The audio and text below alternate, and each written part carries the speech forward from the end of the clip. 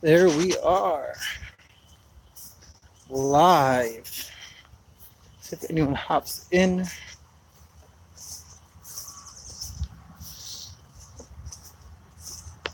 Make my way back here to the shed and get that closed up for the night.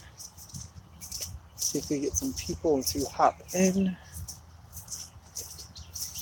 It smells wonderful out here. You can tell everything's just kind of blooming. You know, that spring smell, floral, everything's everywhere.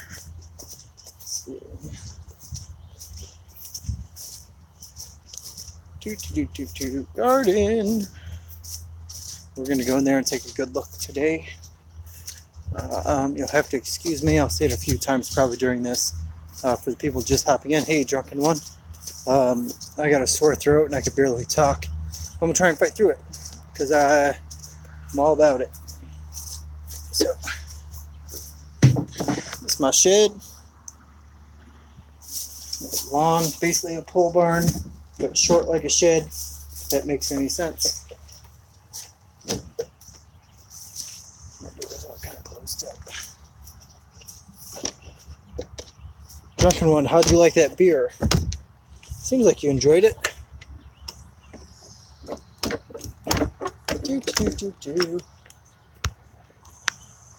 This may help. Someone else just joined in. Trying to do my nightly stuff before I get this going. I just did this before the video, but I'm running a bit behind. It was great. I need to do another one. Yeah, if you need that recipe, let me know. When I make my shandy, which I think is the next beer you're reviewing of mine, I usually do, I think it's half lemonade and half beer, so you could really get a killer, you know, half to a third, something like that, so you can really maximize your batch size. Should have brought a bucket because I'm going to get some eggs. Let's see if I have a bucket back here. I do have a bucket back here. So other than that, we got some pretty heavy rain. I'm in my mud boots. We got some pretty heavy rain yesterday and today, and my yard's pretty much a swamp, so swamp. If it's sloshy, that's why. Look at these girls. Can you see them? Up there roosting for the night. Because that's what those three do. Sit there. And there's one. There's four of them up there? Oh, no, the other one's over there. That's odd. And those guys are there. So, get some eggs.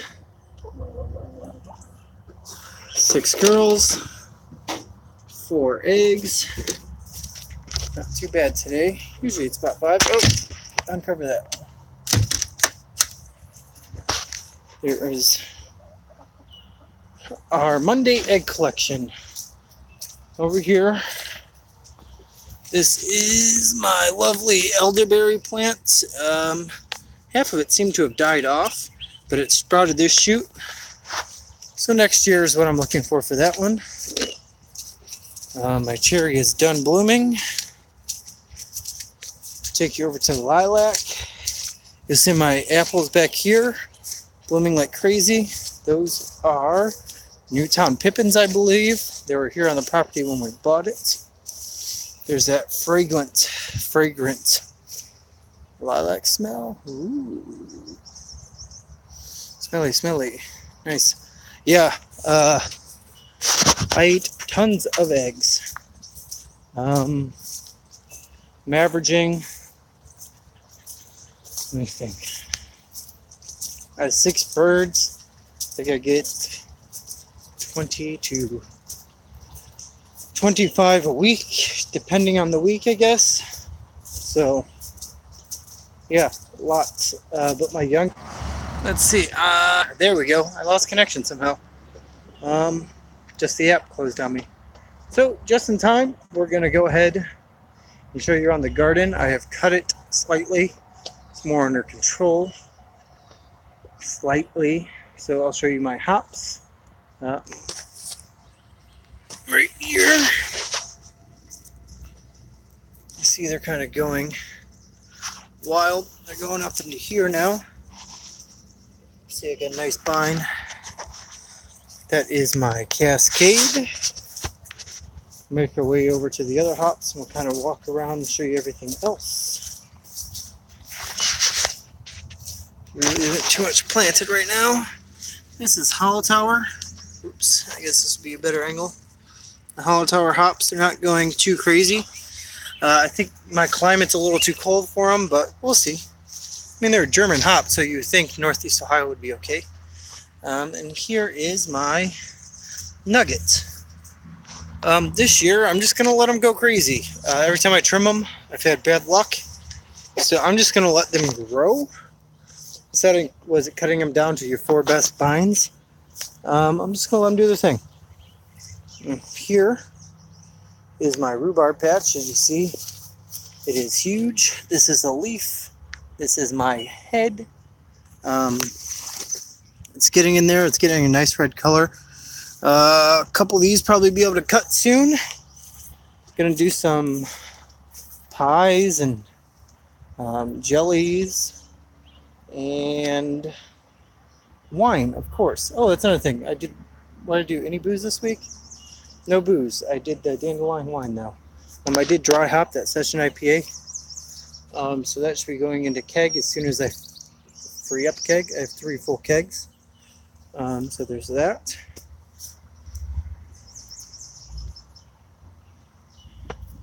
Here is tomato plants. Here's one. Unsure which kind of tomato. There's 6 of them here. 1, 2, 3, 4, 5, 6. I believe they're probably cherry though. The rhubarb. Yeah, we have a buttload of it. We have these plants. We just planted 2 more plants that are young that'll probably come up next year. It just goes crazy. And you could freeze it, so you can cut the stalks and freeze them as you go along, and then turn them into beer, turn them into wine. Steve Molson over in the UK, I think he has a rhubarb ale recipe that I'd like to get off of him and try that out. But yeah, I had it for the first time last year. So we made this bed and threw that in there, and they're going crazy. So this is their first full year, and they came back, and it looks like they're going to be ginormous. Here's our strawberries. Hopping in here in between the weeds. I got to get in there, clean that out a bit.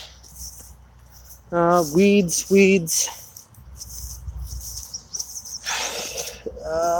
Here's some more tomatoes. Weeds. More strawberries. You'll see they're hopping all down. These are, I think I say it every time, they're sessionable strawberries. Onions, going pretty good. Taking it kind of slow. You got some lettuce and greens in here. More lettuce and greens. What the heck? Piece of an old bucket. Sorry for all the crazy movement. More strawberries in this patch here, right there. I am going to get a rig because I'm doing this on my phone out here for live streaming. I'm going to get a rig and some lights, and then I can hook my mic up to my phone, do all that fun stuff. And here's some peas.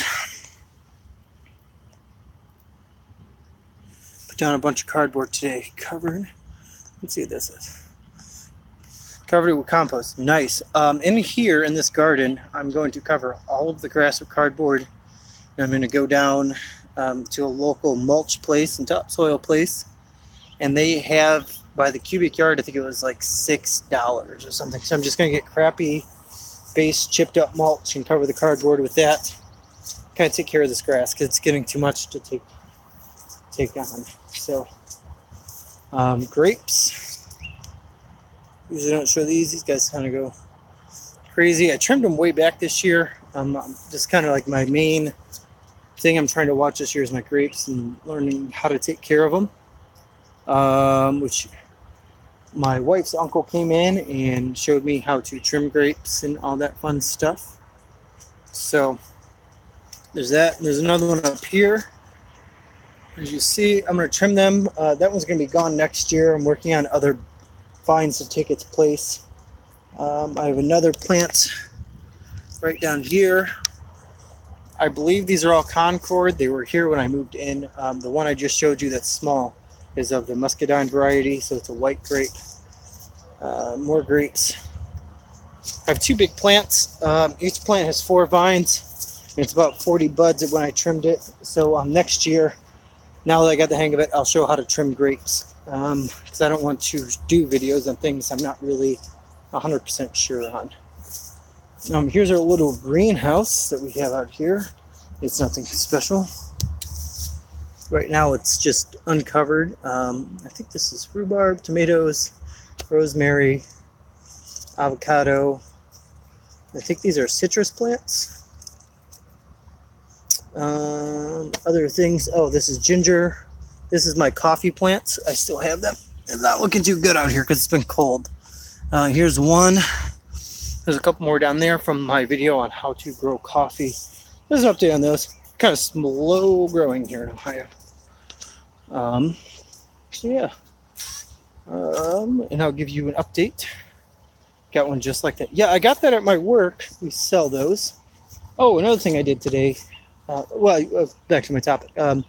We sell those, and I want to do a review on it and put it on. But it's pretty good for what it is. We keep planting it in the wintertime and put it in front of a window in our big front room. And it keeps them warm. You know, that's kind of where I like to keep my coffee plants and stuff. But I did. Here's my cherry tree. Last week it was all in bloom. Blooms are all gone. I sprayed my trees twice since then. I just sprayed them again today. Keep going in and out. That's why when I get this rig, I'm going to use my light. It'll be cool. But when I sprayed them, first session is with this disease control. And I use that because it's fire blight. It helps with fire blight and helps stop and prevent fire blight, which is generally spread early on in the season with bees hopping from bloom to bloom on apples and pears. It also helps stop black rot in grapes. The disease is also spread early on when the leaves are coming out. So there's that. I'm going to show you guys these chickens. I guess drunken one because you're the only one left. The only one here today. Update on 4 weeks old. I'm now 100% positive these are not Rhode Island Reds, but I think they are Buff Orpingtons, which are like my other chicks.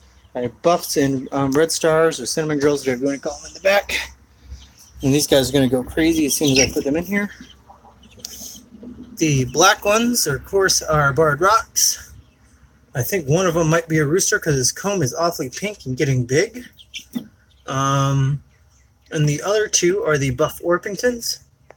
But I definitely think one of those Barred Rocks is a rooster. Which, for me, I don't mind if I have a rooster. But if I have a rooster, I would only like one of these to be a rooster. Hey, Steve, what's going on? You're catching in on the tail end here. If these guys are roosters, I only like one of them to be a rooster. Because I think it's one rooster for every 10 chicks. And that would put me at 11 with 10 hens. So I don't want to go any more than that because then you get competition. And it's bad news. Walk a little bit longer here. What else is going on? Try and do this. See, there's our best light. I'll walk backwards. Okay. There we go. Okay, so I'm going to do the mead competition with the Canadian Sasquatch. And if you guys haven't checked out his channel, just Google Canadian Sasquatch and watch all of his mead episodes. He has the craziest, it's not even really crazy, it's just super informative information on meads. If you want to know anything about a mead, you go to the Canadian Sasquatch. But he's doing the competition type this year is a hydromel, which is interesting because you won't have to use too much honey. I think it's under 8 pounds or under 8% ABV. So you're kind of looking at, let's stand back here. You're kind of looking at, I think generally a mead is 3 pounds per gallon. So you're probably looking anywhere between 2, which still might be high. So you're looking at maybe 1.5 pounds, yeah, under 8 ABV. So I think if you're between 1.25 pounds And 2 pounds, I think you'll be good. So I think I'm gonna do that. Got some ideas brewing. I found this really interesting thing, which would fit in really well with my channel, called a white mead. And if you guys aren't familiar with it, because I definitely was not, when you're boiling the honey, you drop in a whipped egg white, and it takes all of the impurities out of the honey, which I thought was very interesting. So basically you're boiling an egg white in there. Hydromel is in ratio of water, right? So yeah, I think I'm gonna do something. It's a white mead, I think is what I'm gonna do with this egg white. It's only one. Once you're done boiling and you put it in your fermenter, you take it right out. There's no egg that sits in the fermentation process. And you use a lot of white herbs, like elderflowers, and you use some lavender I've seen people use, and other things. Also, I've seen it. They're really hard to find online, so I think that's kind of what I want to do. It's kind of a different thing. Um, so that's kind of what's going on there. And I have 5 pounds of honey, so I think I can get a 3.5 gallon batch ish. So there's that. I have another brew kit. I'm going to do a brew to box. Hopefully tomorrow. If not Thursday, I'll have my new Homebrew Wednesday up, which will be a brew to box for the Brewer's Best and IPA. But I have another one that is a wheat beer. I found a really interesting wheat beer one I want to do with cranberry flavoring. There's many of other options in the flavoring for the kit, but I chose cranberry. Other tips pair well with lavender. Notated. That sounds good. I'll have to see if I can find some. So, on that note, I am going to cut you guys off. I have to get back into the house with my wife. Thanks, Drunken One and Steve, for hopping in. I do this every Monday at the same time. This week I was about 15 minutes late. I usually try 8 p.m. Eastern Standard Time. Just a little 10 to 15 minute hop in to see what's going on. Give you guys an update on the garden, because I haven't been able to get out here and do nice videos. And I kind of like this. It's more personal. And to me, a garden is a very personal thing. A lot of work into it so far, but not enough, nearly, as many of you guys know. So make sure, I don't know, check out Drunken One if you haven't checked out Drunken One. He's an awesome dude. Steve, we need to get Steve doing some videos. Steve lives locally to me, so I need to finally maybe someday meet Steve now that it's nice out. Have him over for a beer or meet somewhere for